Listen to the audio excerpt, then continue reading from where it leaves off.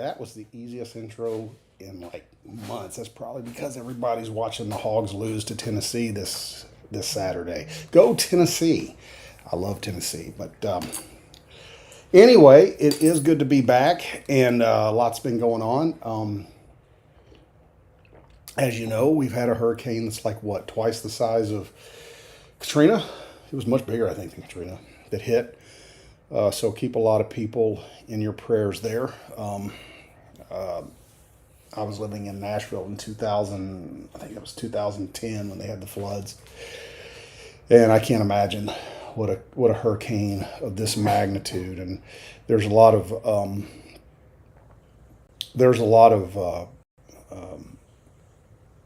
credible groups out there that are taking money.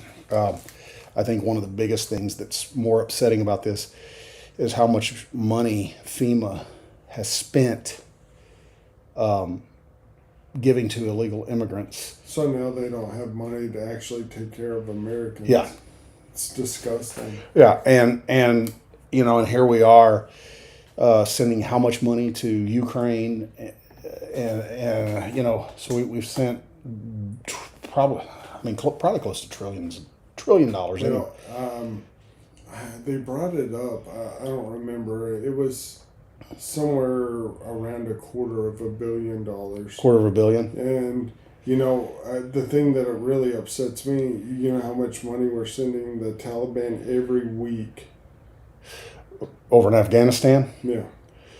I'm going to say billion. 87 million a week. Yeah. Now, I don't know what that works out to in a year, but, you know. Well, the fact that we're sending them money. I mean, this was the whole thing. And if you can't figure out that this is not by design, that they are, this has been by design for decades. That you know that they have been trying to bring America down. They have to bring America down to everyone else's level because they can't. You can't bring third world countries up. You can't bring third world countries up to any first world country. Let's just forget America. You can't bring them up because you've got to go in and instill an economy. So instead of going in and doing the hard work and educating people, it's so much easier to control people like that. So you come in and you destroy an economy like the United States, which is what they are doing. Well, which is why they've allowed 25 million illegal immigrants to come here from, you know, all over the globe. Did you watch the VP debate? I watched parts of it. I just wish that J.D. Vance would have been the one debating Kamala. But here's the thing about Trump. Trump does great at putting people around him that can get the job done. And I still am on the fence about J.D. I'm not sure about him, but he did do great. So I wasn't sure about him in the beginning, but the fact that he can hold his composure, yeah, even when you know the cards are stacked against him, he doesn't flinch. He doesn't get agitated. Yeah, doesn't. I mean, he just. I'm just worried that they're going to try to pull. This has been my concern with him, that they're going to try to do with him what they did to Reagan with George H.W. Bush. That is not who Reagan wanted initially. I can't remember who it was, but it wasn't him. And then we ended up with a Bush. And for the last, I think, 45 years, there's been either a Bush or a Clinton or a Biden on the ticket. You know, so that's what I'm talking about when you look at how things are orchestrated and the elites. I don't really consider the Obamas, the Bidens, or even really the Bushes as the elites. I do consider them puppets of the elites. And with that, I say that because that is the group. I mean, you go all the way back to George H.W. Bush in the late 1980s. He always talked about the New World Order. And George W. Bush would always talk about the global economy. That sounds great. We do live in a global economy. But Trump's biggest sin is not has not been that he's a dictator. His biggest sin is that he's America first. And he would have never allowed FEMA to give that much money to people coming across the border illegally. Well, and he's a businessman. Yeah. So he runs the government like a business. So he's making sure that they're making sound investments and they're not wasting money. And the problem is we're throwing money hand over fist at, like 25 million to Pakistan for gender studies, and we're just throwing money all across the globe for ridiculous things. We're sending, by the time it's all said and done, who knows how much money we'll end up sending Ukraine, to protect their border, but we won't protect ours. Like it's like we're living in the upside down. And that would be a reference to Stranger Things. And speaking of Stranger Things, I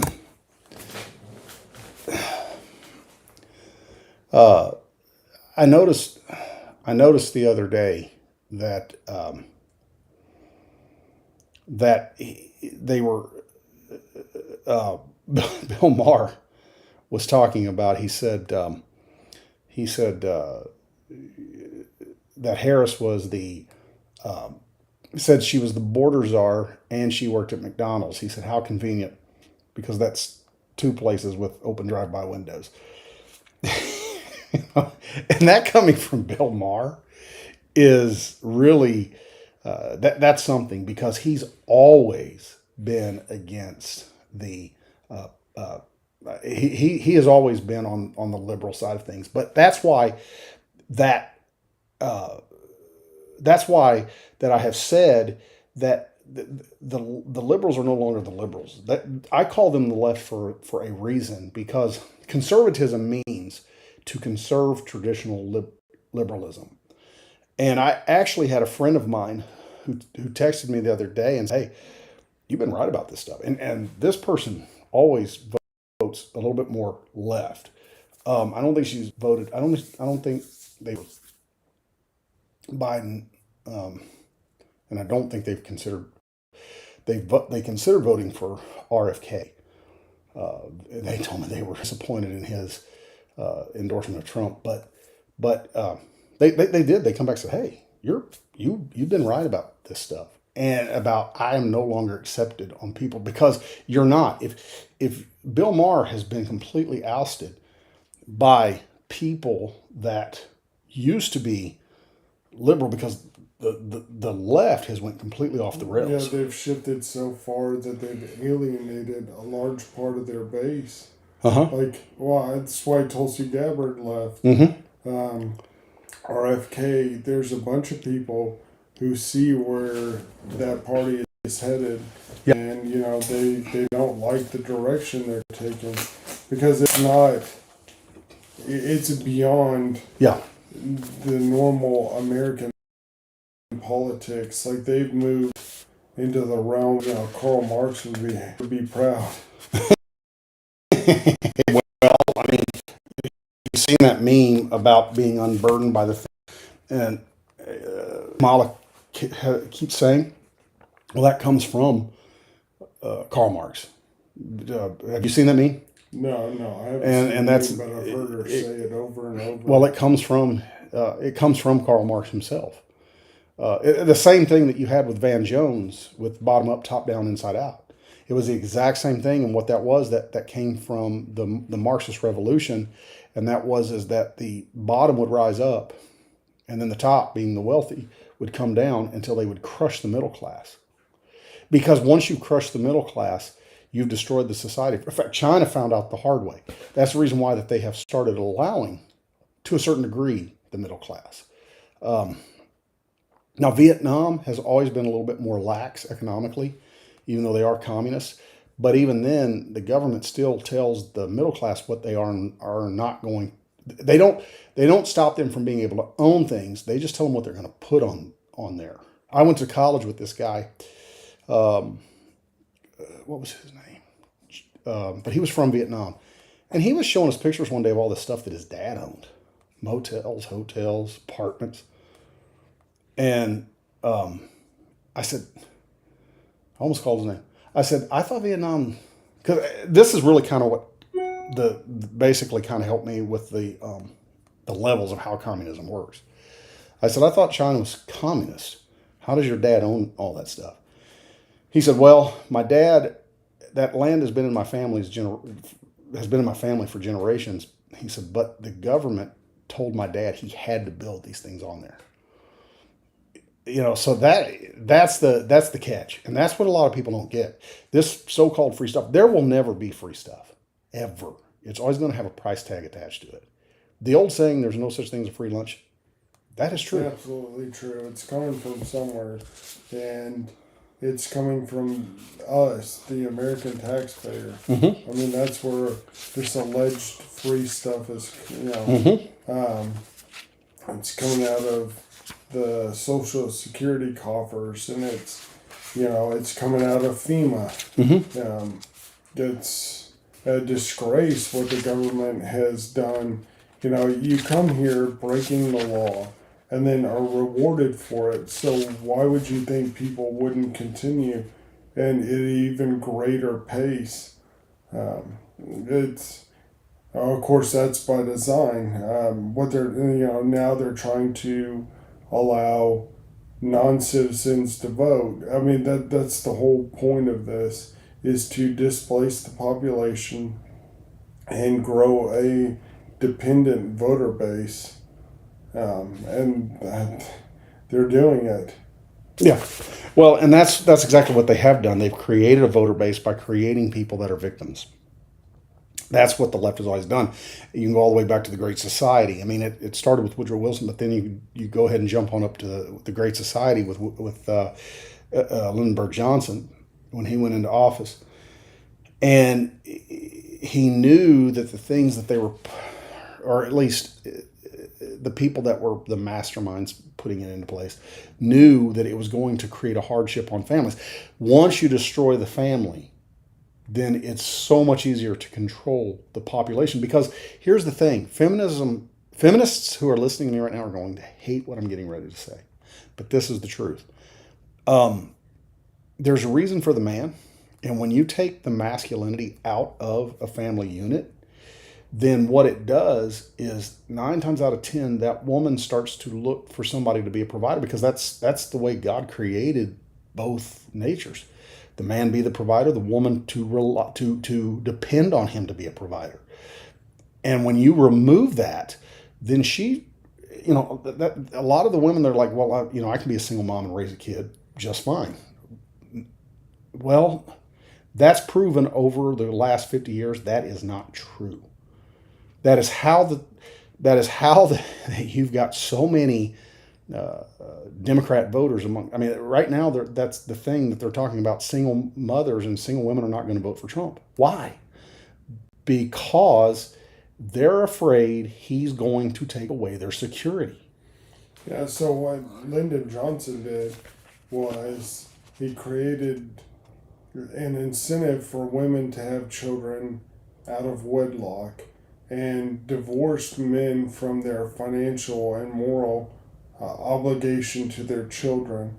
So I actually saw a speech with Larry Elder recently, and he was talking about in the 70s, even in black homes, it was common to have the mother and the father. But fast forward to now, currently 70% of black children are born into a single mother home where the parents are not married, and 25% of white kids, and the number just keeps growing. Yeah. And so the government becomes the sugar daddy, Mm-hmm. and it's created a system of dependence. Well, and to bring their Christianity into this, as that is what we have been covering. Lewis puts it best, and I just kind of want to read a couple of passages here. Pardon the book read here. But it says human nature tells you what human beings ought to do and do not. In other words, when you are dealing with humans, something else comes in above and beyond the actual facts. Now, I'm in chapter 3, the reality of the law. You have the facts, how men do behave, and you also have something else, how they ought to behave. So you have how a man behaves and how they should behave.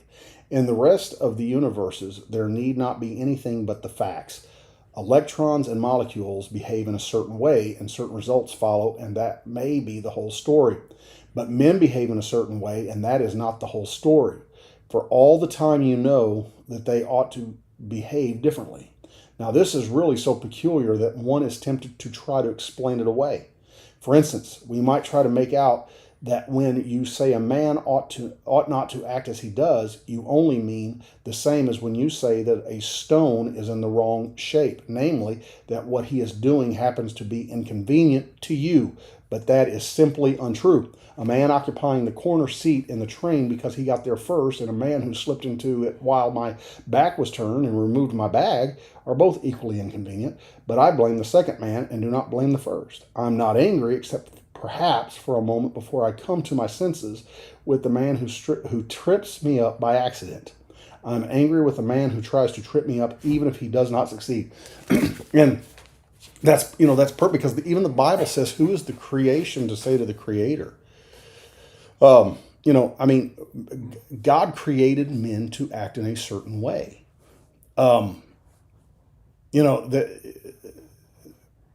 There's always just, do men have a death wish and just want to die? No. But there's always been this inherent, kind of like I was talking last week. And it wasn't to, act like I'm somebody who's just, some Rambo kind of guy. But there's just an instinct within men that if a female is in danger, you do something. But one of the things that I've noticed about this younger generation, and I was actually having this conversation with a female coworker of mine, is that this younger generation of men will punch a woman as quickly as they will another guy. Well, they're also, they're being told to overwrite that deep down part of you that knows what's right and wrong. Yeah. And I think that's one of the greatest travesties of our time. Yes. Is that they're being deceived into believing that that's the appropriate response. Yes. When I was raised, you never struck a woman. But, now they think that's okay. They've also been told to go against their instinct, the instinct to aid someone who is in danger. Yes. And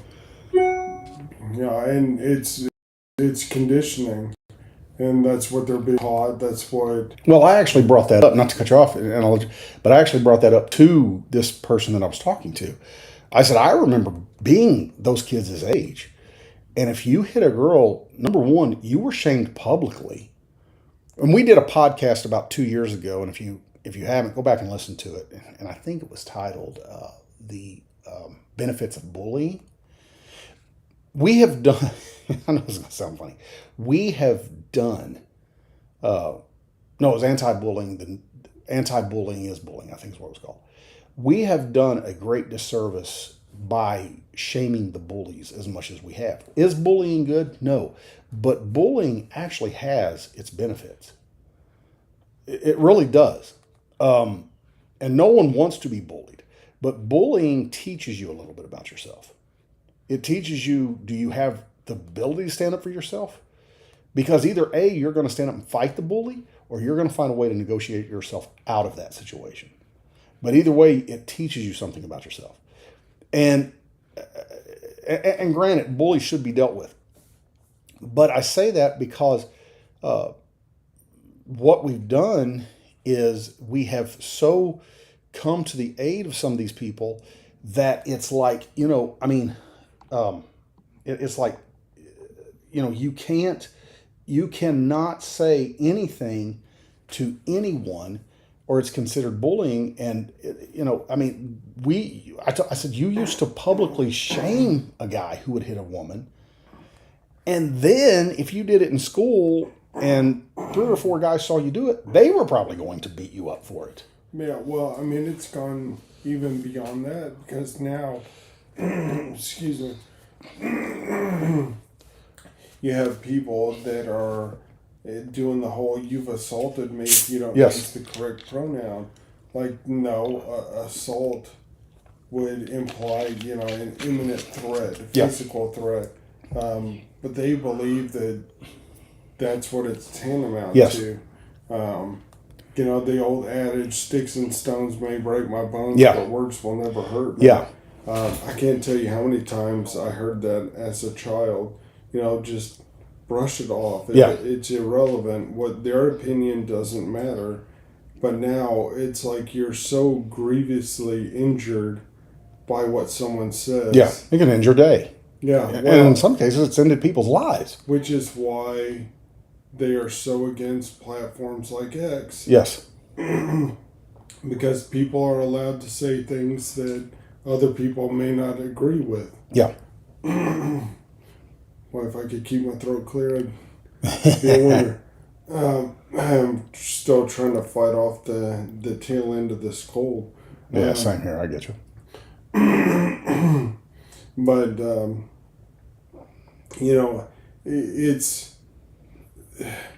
it's to the point of insanity when, they cannot stand for you to espouse an opinion that doesn't agree with their narrative. Yeah. And that's where all the racist, xenophobe, like those are just simply terms now that are used to shut down a conversation when they Yes. feel like they're losing. Yes.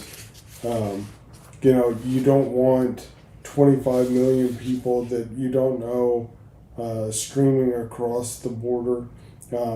Gosh, I can't remember. I wish I remembered the statistics of how many murders and rapists the Border Patrol is aware that have crossed. And terrorists and who knows who else. But if you even question their border policy, you're a xenophobe or a racist, Yeah. or any slew of names. If you don't want people, trans people dancing in front of your kindergarten, Yeah. you're transphobic. Mm-hmm. Like, there has to come a point where people are unwilling to concede anymore. You have to put your foot down and go, this is my line in the sand. Yeah. I will go no further. But like I said, that's a big reason I've really grown to be a proponent of homeschooling. Yeah. Because you simply don't know what the institutions are trying to teach your children. And some of the things that my oldest child was repeating that she learned at school, Yeah. like that, simply factually Yeah. incorrect, Yeah. and definitely morally questionable. Uh-huh. And so, as a parent, it is your obligation to protect your child. Right. No one will do it for you. You have to do it. These places may or may not have your children's best interest at heart. Mm-hmm. So take it upon yourself to be more active and involved.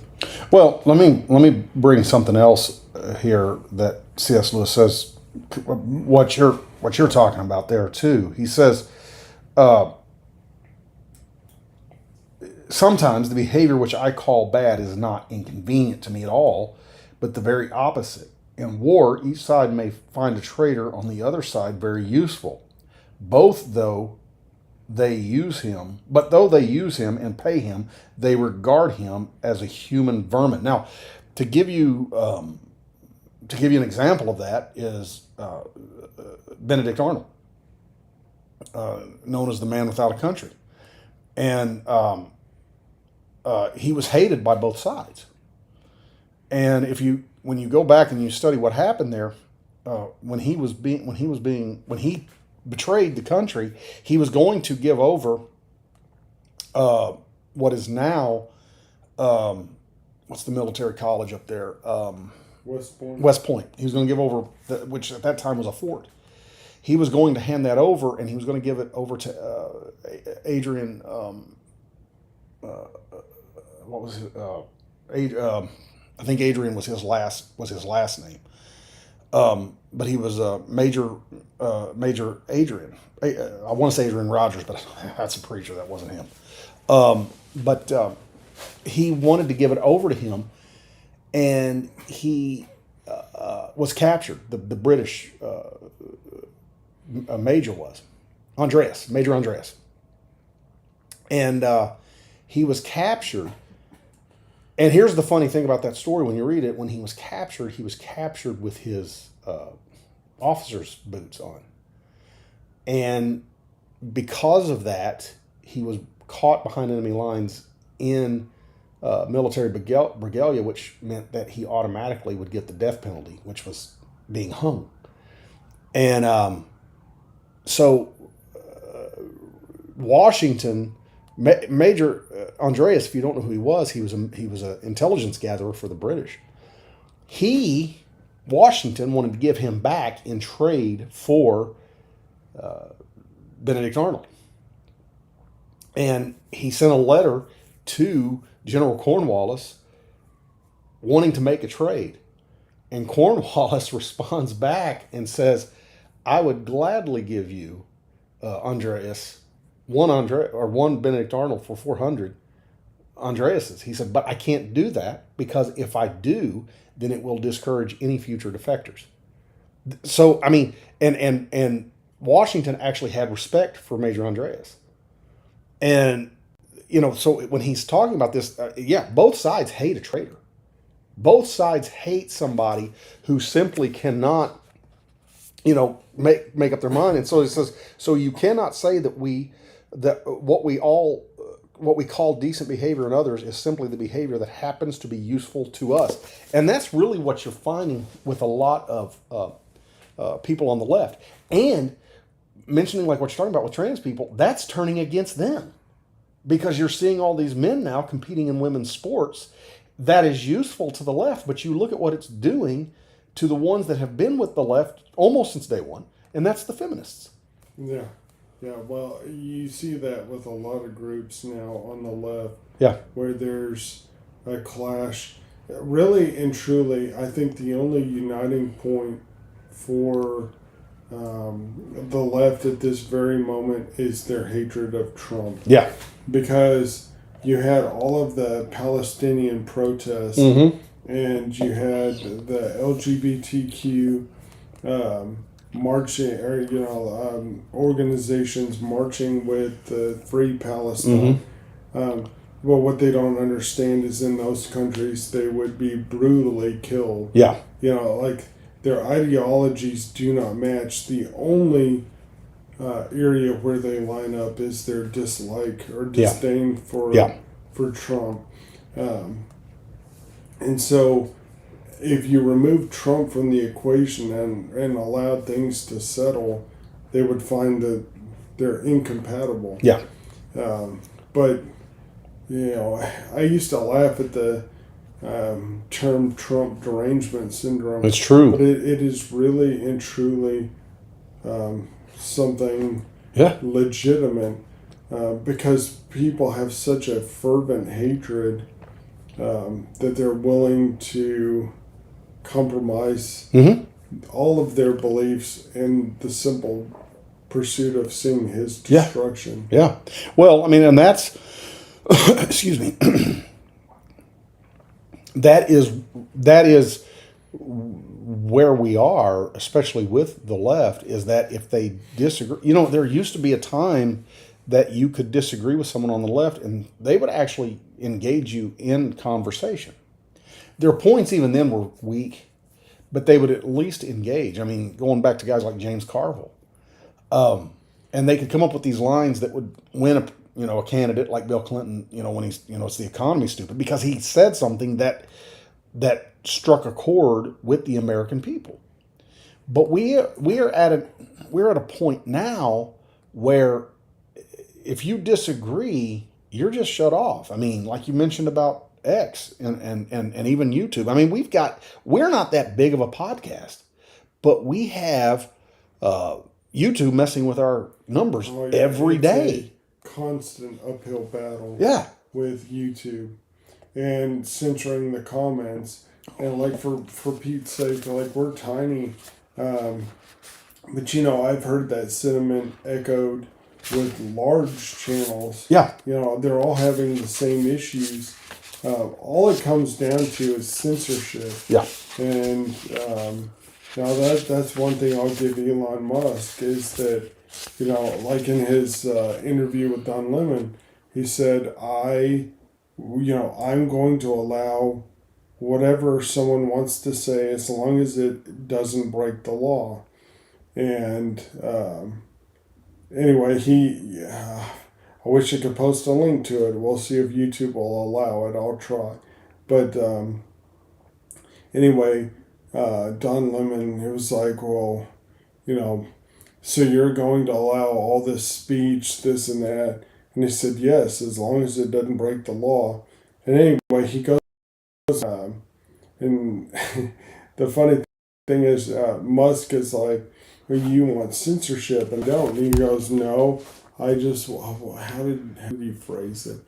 And anyway, Musk really gets under his skin. He was like, you want censorship so bad you can taste it. Yeah. And he just gets flustered. Uh-huh. And he was like, you're for censorship and I'm not. Mm-hmm. And, I think it's so important that we have places where you can express your opinion without repercussions. But we've seen that even the federal government has become involved. If you look at, Zuckerberg's letter regarding Facebook, we know that all the major social media platforms have been influenced by what they were and were not allowed to post by the federal government, which is a direct infringement on the First Amendment. Yeah, yeah. Now, kind of change up a little bit here. Some people want to say, well, I don't believe there's a God. And my answer to that is always just look at Israel. Don't believe in God? Just look at Israel. This is last Tuesday. Iran fires 180 ballistic missiles. I don't think anyone was hurt. One person. One person. Okay. One too many. One too many. But the amount that could have been.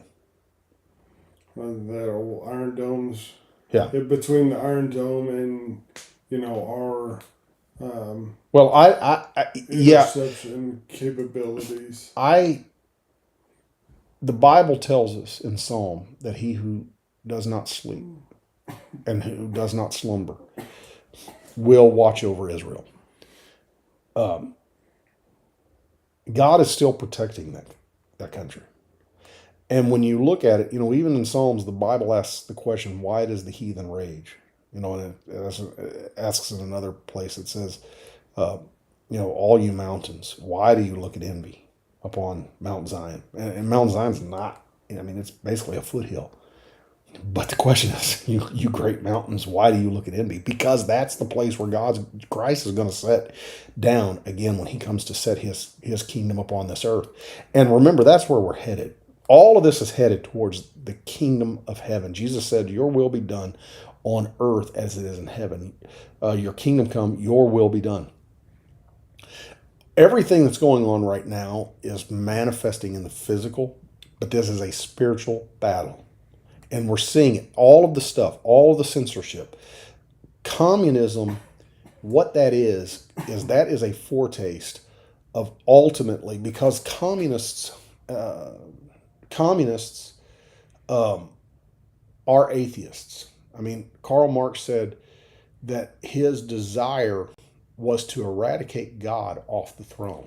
Which is why I really and truly believe during COVID they violated almost all of our amendments except the second. Yeah. Probably because there is a Second Amendment, but your First Amendment was violated. With the suppression of speech, Yeah. and you weren't allowed to gather.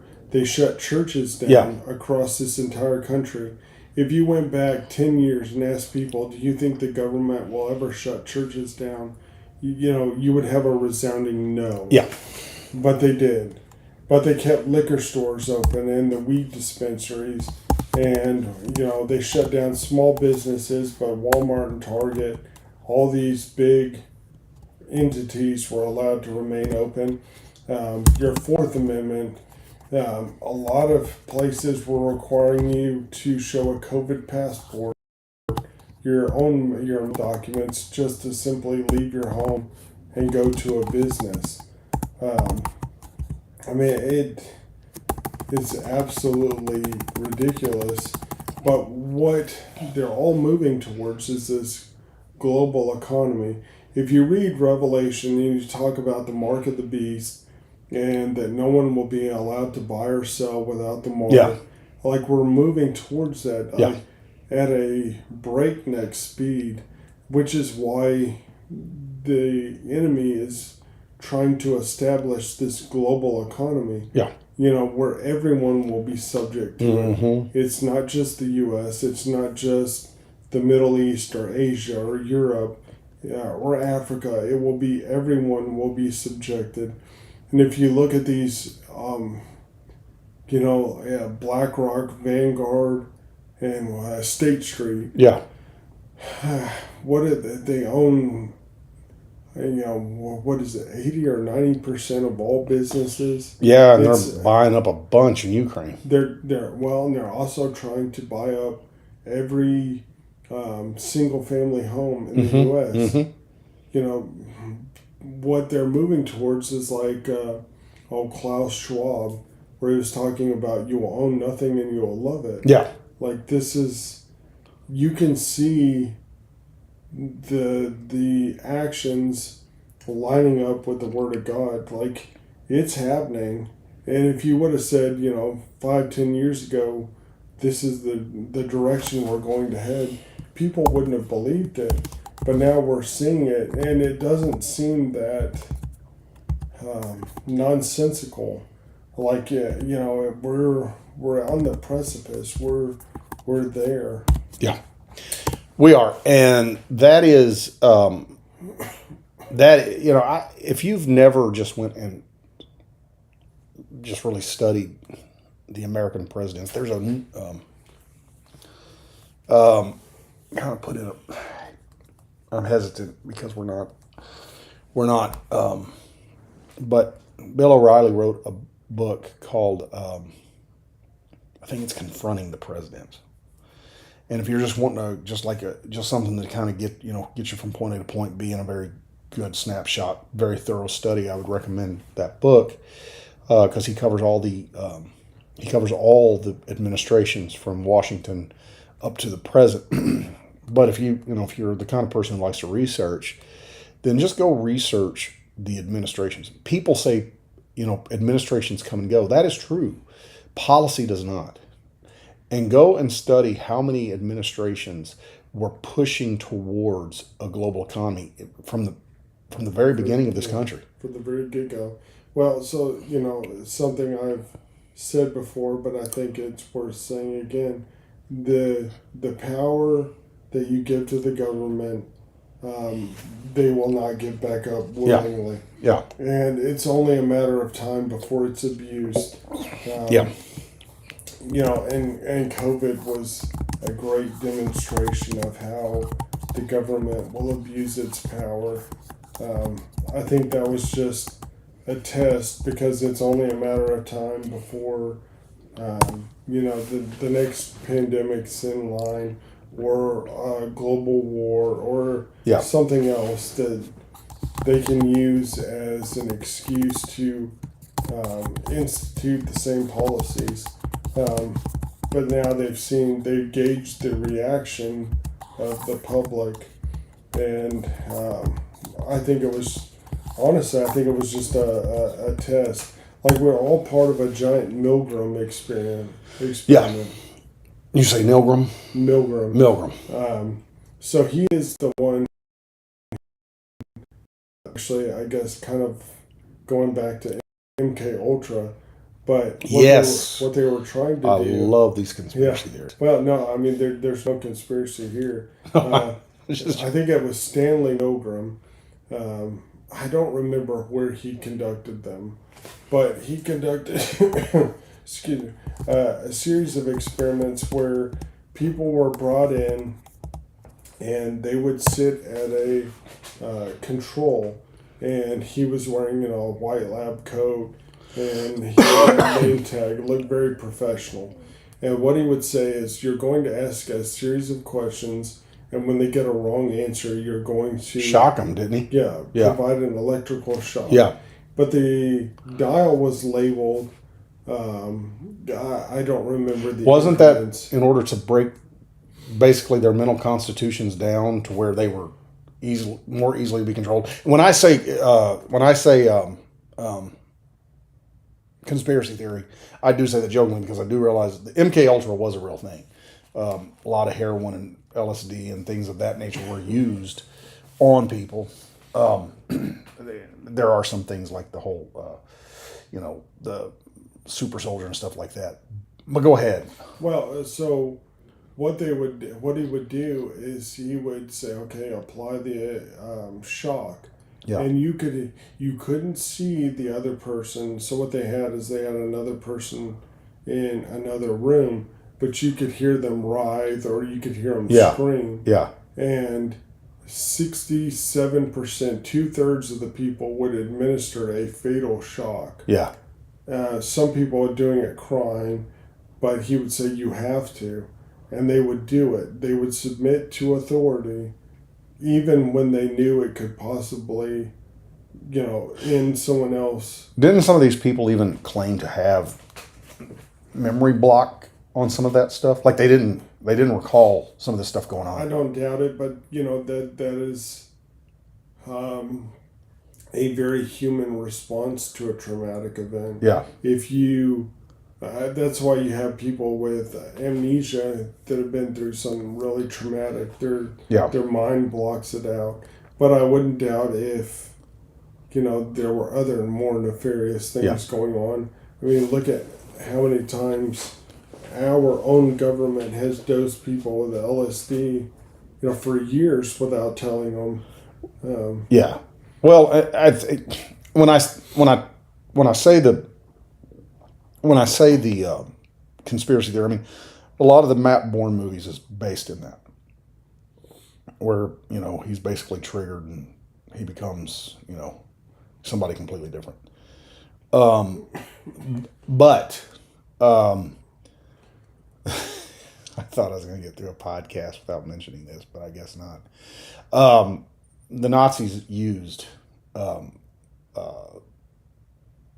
meth to basically get their soldiers, and American soldiers would talk about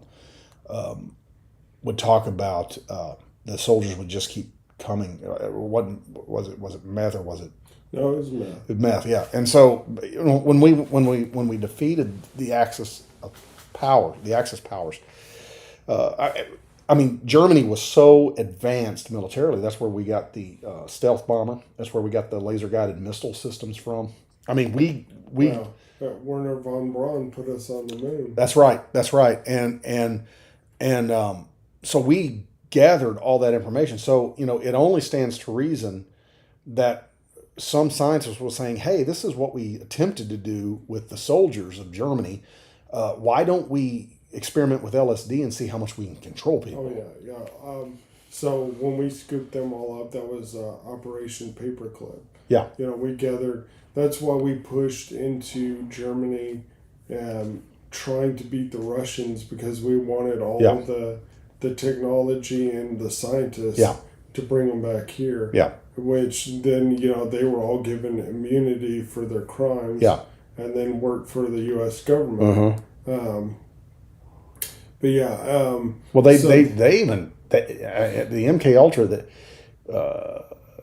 they had brothels that they were using. Like, I mean, Well, they're trying to create a Manchurian candidate, a person who was unwilling but could be an assassin, and which was what Matt Bourne was. yeah, He was that and then Manchurian candidate. and then not have any recollection of what had occurred. Yeah. And that is, I mean, there was a lot of stuff to that. I mean, man has always thought of themselves as God. And, I mean, you go all the way. And this, again, that really is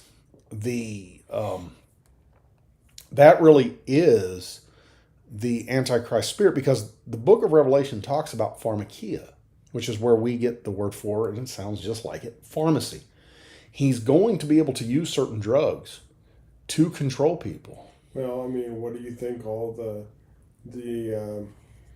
lorazepam and all the we used to, it's probably not the best term, but in the police academy we called them the mommy drugs. Yeah. All the soccer moms are all on antidepressants and all these other things. Well, I mean, there's people getting drugs who are just self-diagnosed. Yes. And now that's become common. That's why, we talked previously about PTSD. Yeah. Everyone, it's there are people with legitimate post-traumatic stress. Yeah. But it's one of those, we talked about terms being used so loosely that they lose a lot of their meaning. Yeah, again, right here from mere Christianity. That is one of those terms that I feel has lost some of its meaning. They know what they're doing. If everyone's racist, then no one's racist. If everyone's homophobic, then no one's homophobic. And that is what they know that they are demeaning the word. That's the problem. Because they can just make a blanket statement, and now you don't know, and it creates a distrust and a paranoia amongst the average people, because people consume. This is the reason why I've kind of wanted to change a little bit of the course on how the podcast goes, because people consume so much bad news that their whole life is centered around it. Yeah, well, and it's one of those things where sometimes you get in a spiral and it's hard to get out. That's why, sometimes it's best to just shut it all off, go outside, soak up the sunlight, and just look at the things that you have that you can be grateful about.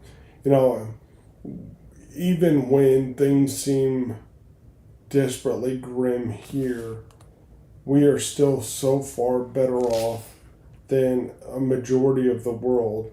If you have a roof over your head and you have a cell phone and you have your home and you have a vehicle, or even if you don't have all of these things, you're still so far better off than an overwhelming majority of the world.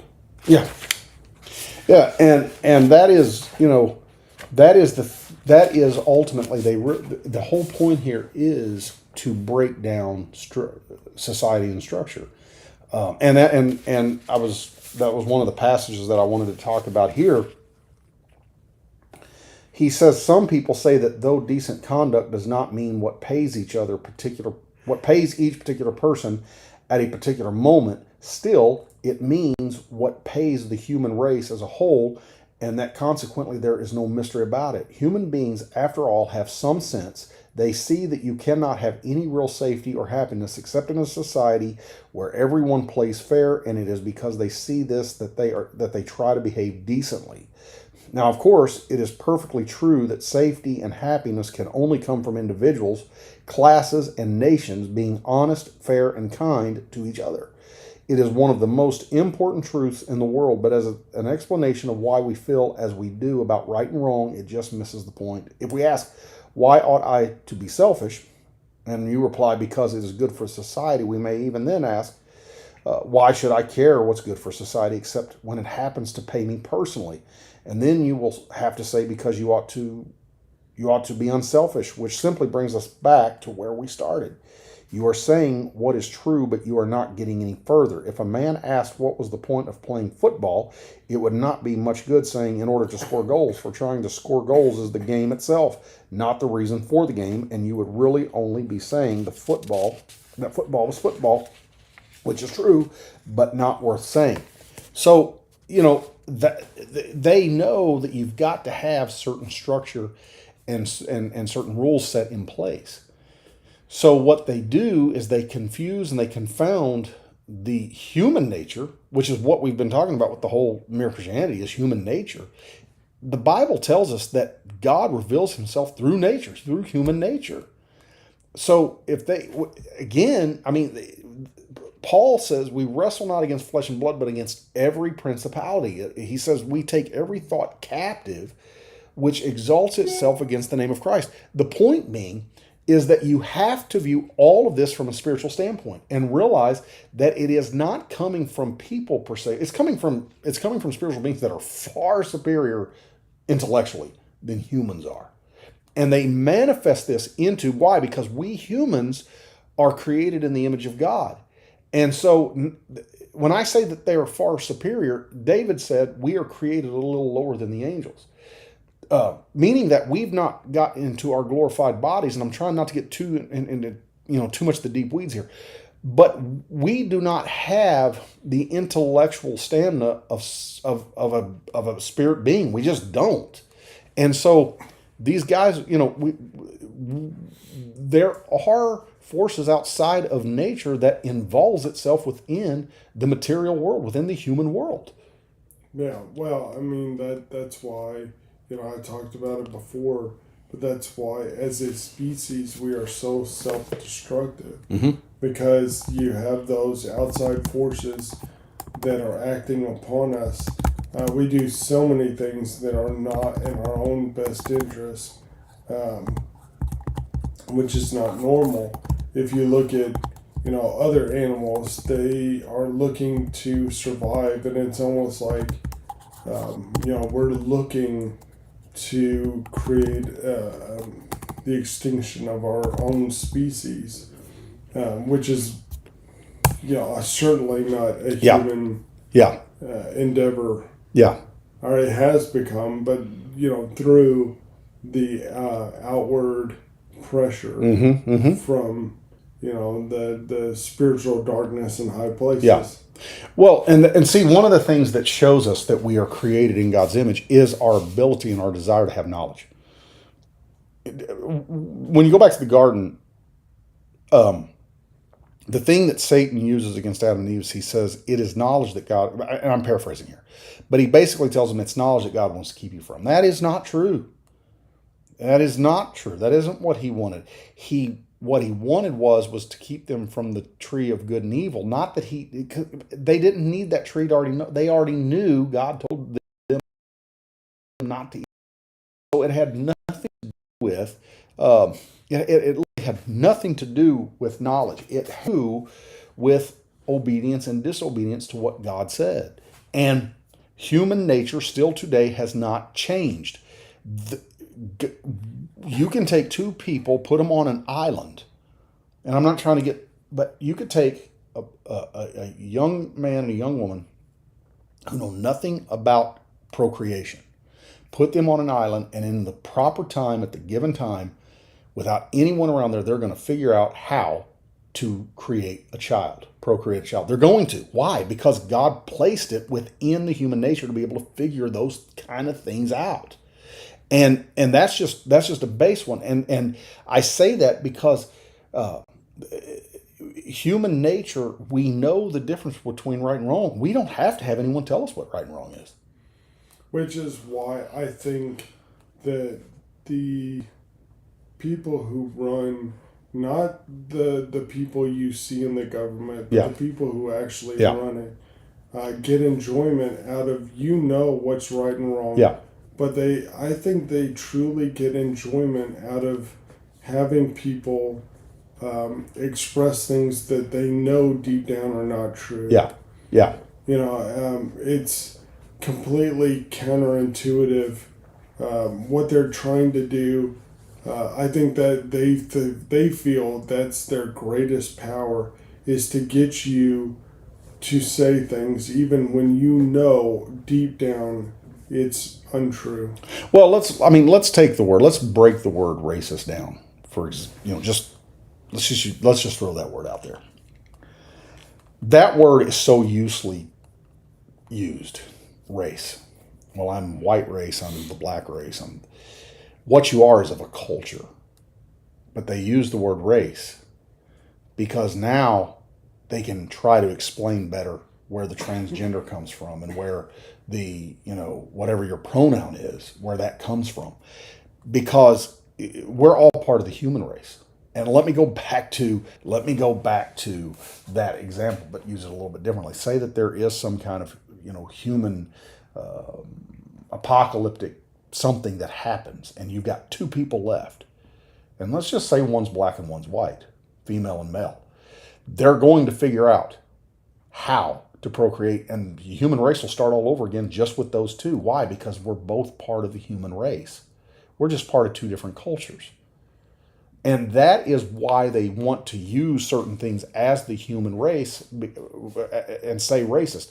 Because again, as C.S. Lewis put it, once you start calling everyone Christian, then it ceases to lose its meaning. And once you start calling everyone racist, it loses its meaning. And now everyone's confused as to what gender they are. Yeah. Yeah. Then no one knows what anything is. Yeah. We just use the terms over and over. Or they simply forget the actual meaning of the word. Yeah. Yeah. It's so overused that you don't realize the original intent. Yeah, that's right. That's right.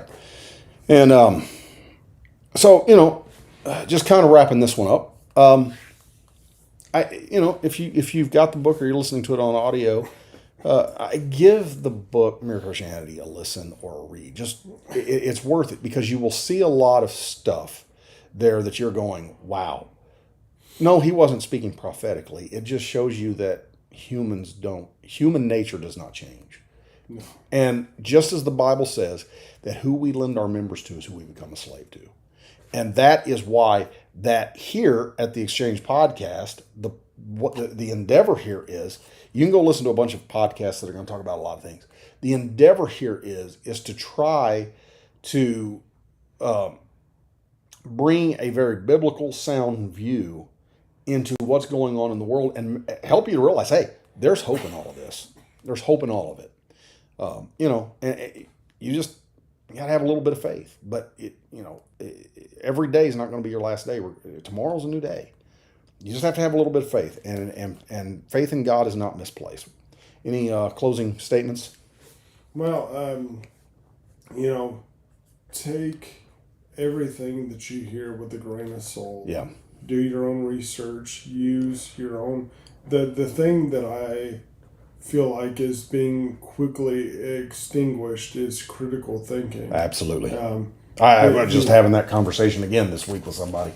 Go ahead. The ability to think for yourself. Yeah.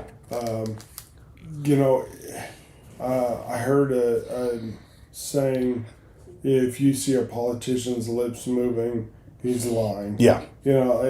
And for the most part, that is true. Yeah. I've said it before and I'll say it again. Trust but verify. Mm-hmm. If someone tells you something, if we tell you something, go and do your own research. Yeah. Look, read. Knowledge is power. Yeah. The more you know and the more well-informed you are, the better you can navigate this world. And remember, ultimately, the best book you can be reading is the Bible. Yeah. Get into it, and a lot of what's going on in the world will start to make sense. Yeah. Like you said, knowledge is power. And a teacher that I work with, he said I told my kids, learn English language. Learn how it works. Because, he said, you can lose the ability to use all of your limbs. But if you know how the English language works, no one will be able to fool you. And that is the thing. And that is the critical thinking is something that, yes, they are trying to destroy it, because free thinkers, a free thinking society to a globalist ideology is the worst thing you can be. It just is. They want a people, they want the world to be subservient. And the way they do that is to crush your spirit. Yes. And Yes. to really, like the lemmings, that's what the old term used to be. They want you to just conform. Yes. Don't think, just do what everyone That's right. else does. That's right. Even if it means marching off a cliff, which is totally against your best interest. So the best thing you can do is educate yourself and use the gift that God gave you. Use your brain. Yeah. And think about it and look at what is the intent, or why are they possibly trying to get me to do this. Yeah. And you'll find that the narrative that they rattle off will start to unravel. Ask God for discernment. Ask him to, that's what Solomon could have asked for anything. But Solomon asked for wisdom. Ask for that, and God will give it to you. That's right. He'll open your eyes and allow you to see a lot of what's going on in the world, but you have to want it. Yeah. Well, that brings us to the end of another podcast. Thank you for joining us. Thank you for being there. Like, subscribe, share, tell your friends about us, leave your comments, join the exchange, join the conversation. We want to hear from you. Until then, we will see you next time.